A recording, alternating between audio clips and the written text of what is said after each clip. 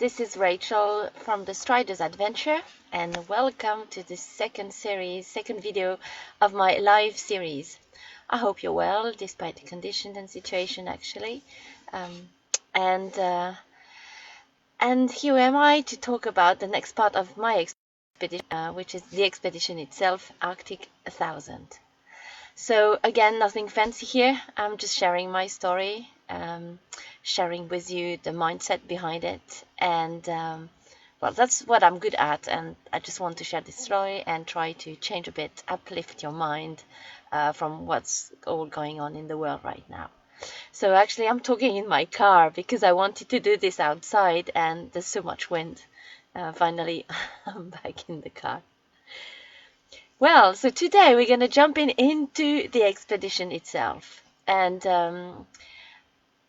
I will try to take you in this journey with me, and because it's maybe the best way you can try and understand how it went and why I stopped at some point, and all the issues I had, and also all the positive things I lived during these 3 weeks of the expedition. So let's get started. I might not be such a techie person, but I'm a super organized girl, and I plan a lot in advance. I train, I test all my gear well in advance and for many months. And I believe that the more you are prepared in advance, the better you can deal with whatever come up later on, because obviously there's always some unexpected events on such a huge expedition. So I was really well prepared, but I didn't think that this time I would need so many of my own resources to go as far as I did. Indeed, this expedition from the start asked so much from me, and I really dig deep to find my inner sisu, my really inner strength to carry on as far as I did. So let's start on D-Day. Imagine the situation after so many months of preparation, of planning, of training. Now it's time to go. Finally one day you have to say, okay, now I go. And it's always a very intense moment, and this one was especially intense. It's kind of exciting and really damn scary at the same time. It's impossible to be perfectly prepared for all that it might come up, or to be certain that everything is fine and perfect the way I prepared it. But I did as much as well as I could, and at some point it's time to go and jump into this huge unknown. So I felt ready, and I really wanted to go, and it was time to go. So it was on the 24th of February, and I said goodbye to my friends in Rovaniemi, and this is always very hard because, well, I don't like goodbyes, even if they are the promise of seeing them again sooner or later. But well, and then I set off. I set off on the trail, and which was across Rovaniemi Bridge, and immediately, my mind started kicking off. It's like, hey, Rachel, you leaving for 1 month? This is huge. And how 1 month is such a long time. So if I think this way, I freak out. It's just impossible to think such a long distance ahead. So my trick is always to set off for smaller goals, and even smaller stages and smaller goals within these goals. So every day I had the plan to go a certain distance, and I had the plan to go to Luosto and then to another, etc., etc. So that's the way I started off on this journey. I plan to sleep outside most of the time, and using shelter when I can get to them during the daily kilometers I wanted to do, and anytime it was necessary, like in case of snow or really bad weather. And believe it or not, sleeping outside in the snow in the middle of nowhere isn't what requires the most from me, because I quite like it actually. It I don't mind being in the forest in the middle of nowhere. I like the calm, I like the quietness of it. It feels really secure and warm for me, like very comfy. And also, I really like the freedom of stopping anywhere I want, whenever I want. So that's why I never plan stages, fixed stages where I know exactly where I'm going to stop. I may or may not have an ID, but then I can never know how the day will go on.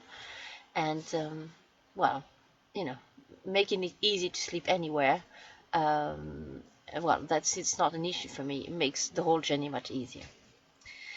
And then being alone most of the day is also something I'm pretty used to, and I'm okay with it. So I don't really feel alone during these days of walking through the forest and on the tracks. Um, so from the beginning, I didn't feel neither alone, neither uncomfortable outside. It was more what quickly came in was it was hard to deal with these long distance in the forest in very deep snow, and yeah, these huge distance to cover. My polka felt very heavy on these tracks because, well, it's more dragging like than anything else. And Gugnir, my polka's name, is heavy for the speed I want to go. So that's, well, I immediately struggle a bit with this, and because I wanted to cover a certain distance every day, and I really realized that it would not be possible every day at all, and sometimes I would cover only 15 kilometers, and someday much better, and I would go nearly up to 50. So mentally, that was really hard for me, and to have to go slowly and to see things pass so slowly some days. Well, to put things in perspective, this year was really special when it came to the regarding the amount of snow. There's really a lot of snow, and also temperatures dropped a lot during the first 10 days of my expeditions. So some nights they went well below -30, and during the day never above -20. So this added up to, well, I mean, it's extreme condition and I was expected them, but you know, it's adding to the whole mix. A word on dealing with cold temperatures. For me, it's really fine. I don't mind them at all. It just requires a lot of organization and self-knowledge. Each action requires more time and need to be thoroughly thought of before, before taking any action. Imagine everything you touch, everything you deal with is or will get frozen within minutes, whether it's food, gear, fingers. Some of you who are listening to this are used to it, but for most of you, you're not, and it's something quite we can't really imagine what it means. Like, things freeze really so quickly, and especially because it's going so quickly frozen, you need to pay attention to everything and do everything properly, like pack your gear correctly, know exactly where your gear is, where the food is, if water gets cold so quickly. So um, yeah, it really asks a lot of self-knowledge, and I believe a lot of self-control as well. Sometimes for me, on a typical day, after like 10-12 hours on my skis and walking, I had to melt the snow and boil it, so it takes extra hour after already a very long day. And so if you start getting cold or losing self-control, then I mean you're lost out there. especially at night when I was boiling water, I would get changed into warmer clothes in the meantime, add layers, prepare my camp for the night, and I would sometimes dig a place in the snow if the snow was too soft, to be protected from the cold. That's what I did it nearly every night out there. And if I had the chance to be at a shelter, would it be a lavu? One of these half, it's called lean on, I don't know the really translation, or a cotta, which is a closed shelter. Then I would make the fire and keep it on. And then I have to all the time have to warm up my power banks and charge all my devices throughout the night. So my evenings were always busy, and in the end, nights were really short. But there's no way you can skip all these steps if you want to stay safe and sound out there. And so, yeah, preparing the camp, getting warm, getting food, and getting hot water. That's really the crucial steps every time at night when I was stopping. You can believe this, that after all that, dealing with social media is often the very last of my thoughts. But anyway, I try to share pictures and share a bit of my day with my husband and my team and then to keep you guys up posted through the help of usually of my husband. And then in the early hours of the day, I would wake up, always pretty early, and then just have some food and snack in my sleeping bag. And after that, I would just get up and get ready, pack, and go. I usually try to keep this pretty short because mornings were really cold, and I got too cold quickly, so I always set off quite quickly, and then I would have later on a proper tea and breakfast when temperatures would be a bit warmer. And now during the day, I would cover distance and distance, so rarely stop for a long time, except when I pass some towns like Luosto or later Ivalo. So it was more some snacks, drinks, and just keep on. It means in the end a lot of hours on my legs, many hours skiing, moving, even if it was slowly. And otherwise, there's no way I could have covered such distance every day. Some days were really fast because I was on icy roads, and other days were really slow because of this deep snow and forest tract, totally unused. And I must say, some days I felt just unstoppable, like a warrior, and I would just go and ski and not stopping, and this is quite exhilarating. Some other days were much harder, and I was fighting my inner demons, who were just calling like, "Hey, Rachel, stop, rest, give it up." So there's a lot going on inside my head during the day. So also, well, a lot of my time was spent dealing with gear, and that is checking the route and the distances between where I was and my next mini goal, or adding and taking off layers, putting off the skis, changing gloves, well, self-monitoring. And it takes a lot of time, but I think it's the key to no issue out there, to be pretty safe, and just to keep going nice and fine.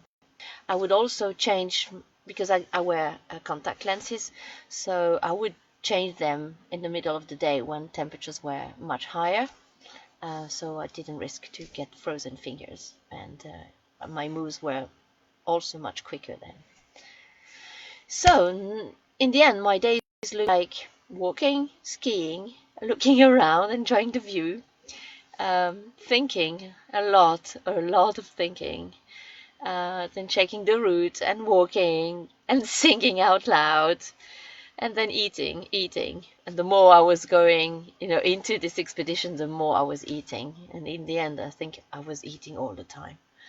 Um, my biggest issue was staying hydrated enough, because I struggle with drinking enough. So I really made a self-discipline to drink on a regular basis. So I kept on like this until 7, 8 p.m. every day. Most of the time, the landscapes, the view are just stunning. I love the quietness of the Metze, of the forest. I really have a true deep love for this place here, so I really tune into nature, and uh, that's what I enjoy the most all along this journey. Sometimes also it can be really boring and there's not much to see. So that's when you really have to call on inner resources and just keep on. And I knew every time that I would get to a nicer place, or I would see something special, or spot a house, or I don't know, meet someone out of nowhere. So that's what kept me going anytime it was getting harder and harder.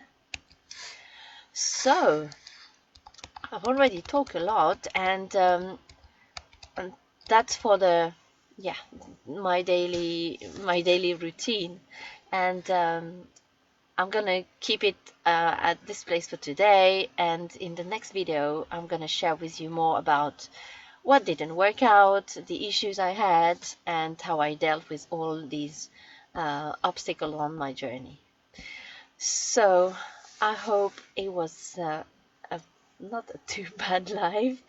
It's quite strange to do this, but it's fun in a way, because I know you're there, and it's nice to be in touch with you. You can post comments and questions below, in the comments below.